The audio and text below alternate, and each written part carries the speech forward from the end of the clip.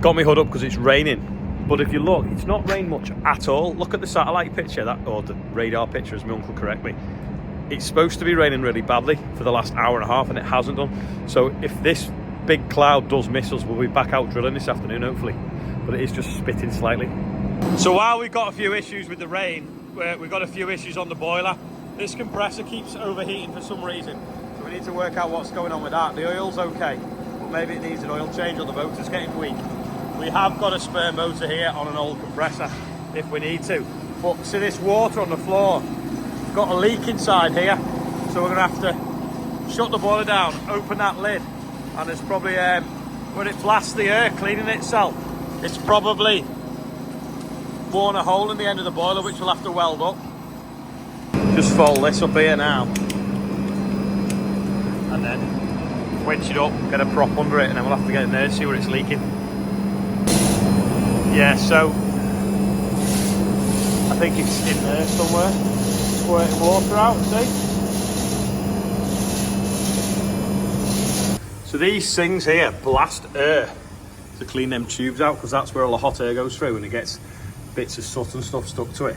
This is a blast plate. This is to protect them tubes from wearing out, from getting blasted. But before we put it in, they did used to wear out, so that's been re-welded before. And now it needs to be welded again. So hopefully I can do it without moving the blast plate out of the way, because that's welded in, well, sort of stitched in. So what we need to do now is turn off the pumps, take that cap off, open that. Water will start to come out of the boiler. When the water comes out the boiler, it creates a vacuum, so it'll stop it squirting out that far end. Then it'll be dry enough to weld, and then you put the pressure back into it. So Andrew's at the back now, going to open that. Go on, a bit more, it's still leaking. Go on, that's it. Just leave it open for a minute. The pressure should drop.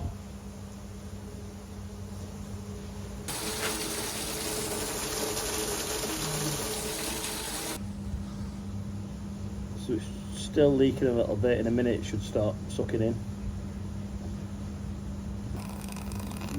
You can hear it sucking in there now, so we can weld it.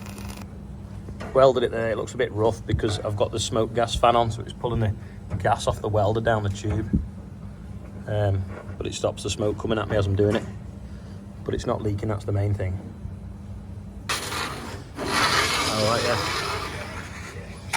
We just rodded the tubes that were blocked, and that's not leaking as well, which is good.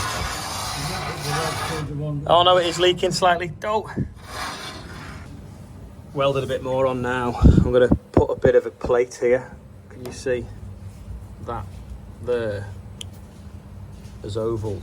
That's the blast plate, blasting ash, and it's worn that away, and it's starting to wear the back of the boiler away. This is a sacrificial plate that you can take out and weld new ones in. But I'm just going to plate it up now with a bit of scrap across there just to stop it. Pretty much seal it, just a little bit of a weep on the opposite side to what I thought. So we're going to cut the plate out so I can get the welder in from a better angle. Weld it up, but currently filthy, not looking very high vis at the moment. And it's properly raining now, so no sewing today. There we go. How it's done. Should be an option, shouldn't it? Do you reckon you can press the button? You still have wraps, didn't you? You put an ash brown on them. Yeah, the breakfast wraps had ash brown in them, didn't they? We'll try it and see. Might be a dull day, but we got sunny glasses. Right, I've cut that plate and that plate, bent them out of the way so we can get in here, polish that up and weld in there now. So I've ground that off now. You can see the water just oozing through. So we'll try and weld that now. Got loads of meat on it now. Rob had to turn the wire inside because the welder was jamming. That's why it was messing about before. Right, all welded up inside now, and I've tacked these, an old brake pad and a washer there and a bit of scrap so that will take the force. I've not put it on too much because if we ever need to get in behind it, we can just cut it and flick it off. But that's just taking the ash that gets blasted out of these shot blasters. It's just protecting the boiler behind it. There we go. Back in business now. Right, so we've got a new project on the go. This is a prototype. So remember the seed sock? Well, we now have a seed snout. So what we're going to do is we can put it on a frame on here and have a high capacity chute, but I don't feel like we need that high capacity chute. So what we are going to do, we're just going to actually cut a hole, and we could bolt, but we're just going to tack it on. Means that's the prototype. I'm going to put that chute onto there, and then just all that, Rob. Right. So when we want to fill a drill up, we can scoop a couple of ton in the bucket, go over the drill, open this chute here, and then it'll come out the snout into the seed drill. Or if you really want, you can put a hook on here and into a bag. Anyway, we're going to try it now and see how much will flow out the bucket once we've cut the hole. So we need to just pull that down a little bit. We need to mark it up where the sensor's going to be so that we can cut it out with the plasma cutter. Right, let's mark in here now with a chalk. And we'll cut that out now with the plasma. Right, leave that away now. Let's see what we can see. Here we go. Take that out there. Right, we marked the hole, got the plasma cutter. I'm going to sort of like curl it in so we don't have to drill a hole first. I'm going to go zzz, and then I'm going to go up, and then I'm going to go round and see what it looks like.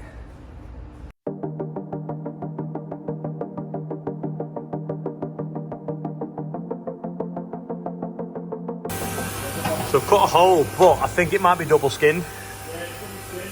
Oh! Right, take two, and then we'll have to weld that back up.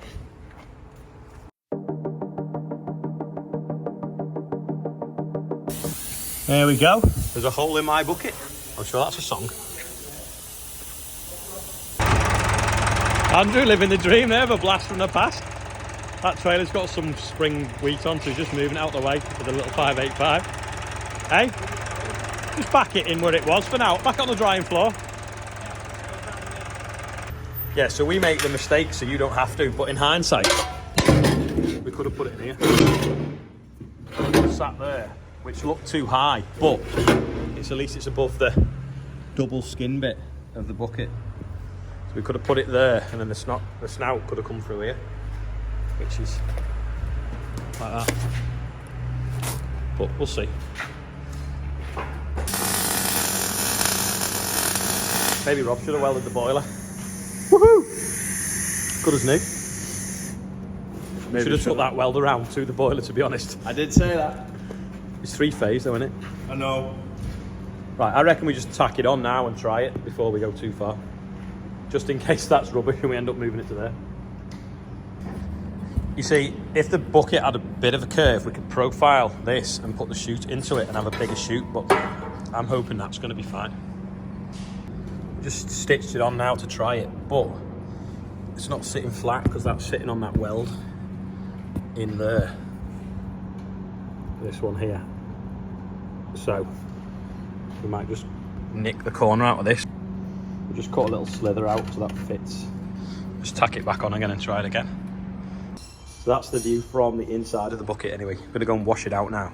I'm going to try, see how much wheat we can get in it and how much flows out. We just roughly tacked it on just to see how it works.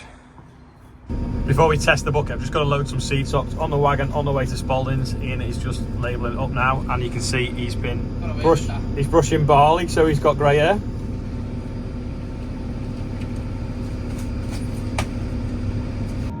Don't know what that is, but it looks like a supercharger. Andrew's just been cleaning up some barley now, putting it on that trailer. Difference in size, but if you park them like this one looks as big, doesn't it? Andrew says he wants to use this at harvest. Should park it next to it for scale. There we go. Gonna put it next to it for scale.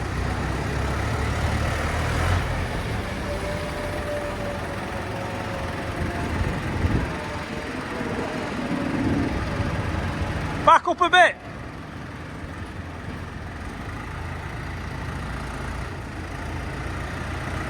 I'll jump up on there and take a picture, I think. There you go, you can see better now the difference in size. What's that, 30, 40 years of progress? Right, we're going to get a bucket full now and see what weight comes out through our spout.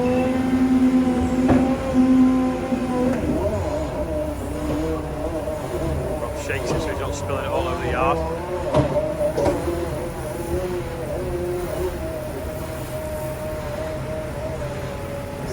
Right, weigh that now, Rob. Weigh it. First time lucky, let's see. Where's this? That. Let's undo that strap. And hopefully that should unravel. Can't do it with one hand. There we go. Yeah, I can. Right. And then we open this now. There we go.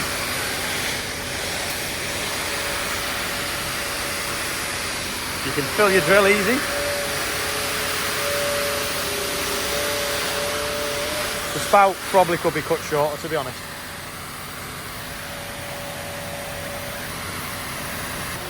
So we're obviously lifting up to simulate filling a drill. Not that high, not that high.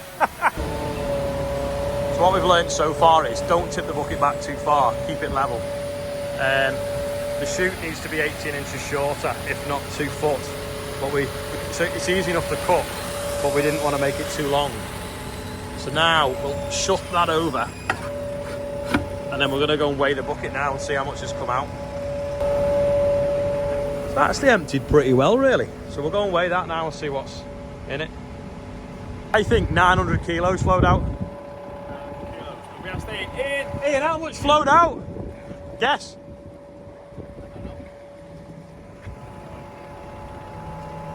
Just over 1 ton. Just over a ton. Oh, well, that's all right. So it doesn't have to be in the middle. There we go. So it just needs a few tweaks. There we go. The seed snout is born. Have we got an email address if anyone wants one, Ian? Ian at agricontract.com normally gets good results. There we go. So we're thinking of getting 10 made up, but we're just going to do some tweaks with the frame as well. So if your bucket's got a curve, you can sort it. We'll make the snout shorter. But yeah, I'm also thinking that, like, so this here, if you wanted, you could put a strap on there and you could lift a bag up with it, and then you could fill bags out the bucket as well. Is that, what's that, a minion now? It's the minion chute. I think seed snout sounds better. Anyway, I'm going to trim this down now. This is nostrils.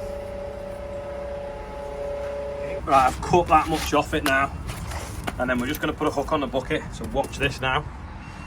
Now, obviously every telehandler is different, but we've put a hook on there to hold the bag open.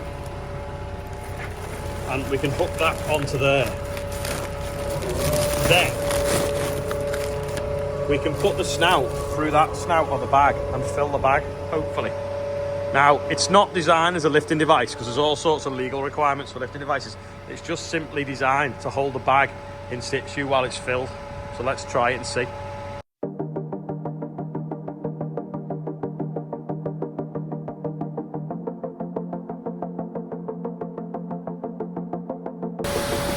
To be honest, I took the snout off just to top the bag up more. I should have put the hooks lower. Should have put that hook a foot down and put another one under there, maybe. But either way, it's full now. Also as well, if the hooks are a bit lower, it'd be easy to drop the bag off because you kind of got to yank that over that hook. But we only did it because we didn't have to put one on because we can hook round there. But yeah, 2 of them sat lower, I think would be far better. Maybe sort of down there, underneath. Yeah, we're going to reposition a hook there and another one there, and then it'd be far better for filling bags. But this is our smallest old grain bucket, so this holds about 1.5 tons, 1 3/4 of wheat, and that is now capable, just even in that corner, not quite at the bottom, of filling a ton bag. So that's good, or putting a ton into the drill. Anyway, we've priced up all the bits to make it, and if you are interested, if we buy enough to make 10, we think they're going to work out about 130 quid ish. So if anyone's interested, email Ian and we will see if we can get 10 people together and we'll get some made up. I had to shoot the nursery yesterday when I was doing the gutter, so I'm just doing the last one now. So I'm just going down the valley with the brush, just pushing this silt out. Now this is the point of the day when 20% of you fast forward or actually stop watching. But anyway, I'm going to do it anyway because it's raised like 200 quid recently. Rachel Hogan's birthday today, Steve Rob's 50, Abigail Monk's on there, George Hankin, I know George, Sam Johnson's 14, Jamie Osborne is 32, Martin Gareth is 15. Ashley Gillen is 50 as well. Jack Matthews is 23. Barry and David Walsh, twins, it's their birthday. Finn Sheldon, Chris Whiffin, Nora Howe and Melanie Barber. So happy birthday everyone on the birthday bumper. £388, past 30 grand already. Andrew's moving the roller.